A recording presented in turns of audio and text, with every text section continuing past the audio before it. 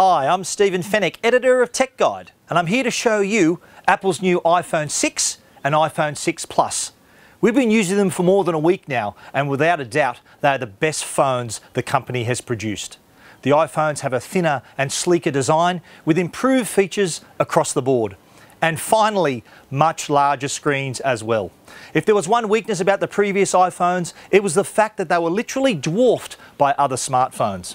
Well, with the iPhone 6 and iPhone 6 Plus, Apple has finally delivered the larger screens we've all been waiting for. Let's take a closer look. The new iPhones have an all-new look and feel. They've got a more curved design. They feel really good in your hands. They've got Apple's typical high build quality. They're also remarkably thin, surprisingly so. The iPhone 6, 6.9mm. The iPhone 6 Plus, 7.1mm. The first thing you'll notice about the new iPhones are the new larger screens. 4.7 inches for the iPhone 6, 5.5 inches for the iPhone 6 Plus. Now this brings the new iPhones into an area dominated previously by Android smartphones. But it's not just any old screen on these devices. They've now been moved up to Retina HD displays with even higher pixel densities on the screen. Now, if you're coming from an iPhone 5S and moving to a 6 or a 6 Plus, the size difference is significant. Personally, I like a larger screen, so for me, the iPhone 6 Plus at 5.5 inches is the choice. But the iPhone 6 at 4.7 inches, it's a great middle ground. It brings it into the same bracket as the Samsung Galaxy S5, the HTC One M8, and the Sony Xperia Z3. If you are moving up from the iPhone 5S, you really need to take some time to think about the size that's right for you. The iPhone 6 isn't too big a jump from the iPhone 5S, but if you're thinking of going even bigger with the iPhone 6 Plus, you really need to know how you're going to carry it around. Is it your pocket big enough to hold it? Can you handle carrying such a large phone? Are you comfortable holding a device this size to your head? Things you need to ask yourself before you make your decision in the store.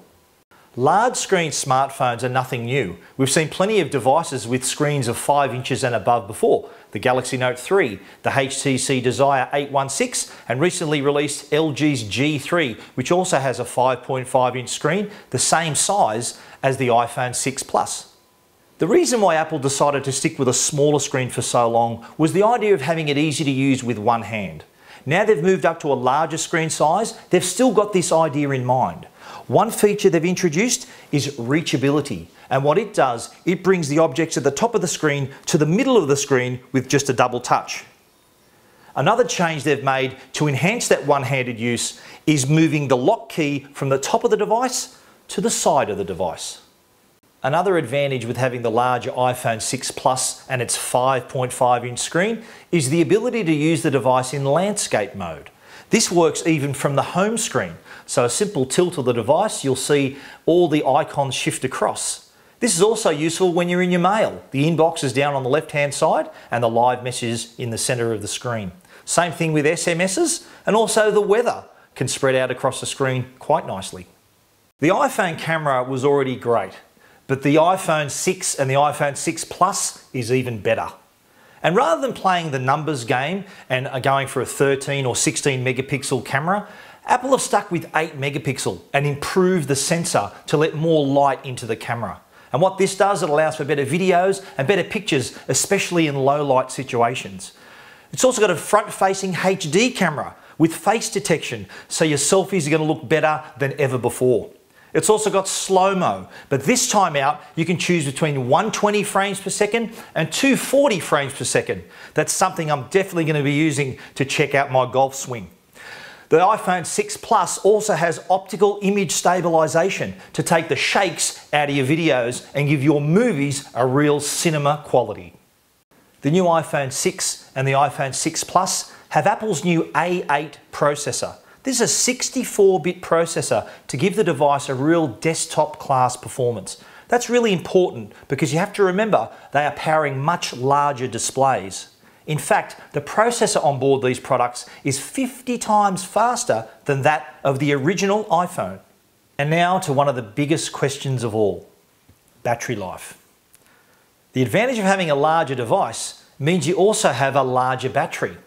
Now it still uses the same Lightning connector as the iPhone 5S, But the great news is battery life has improved significantly.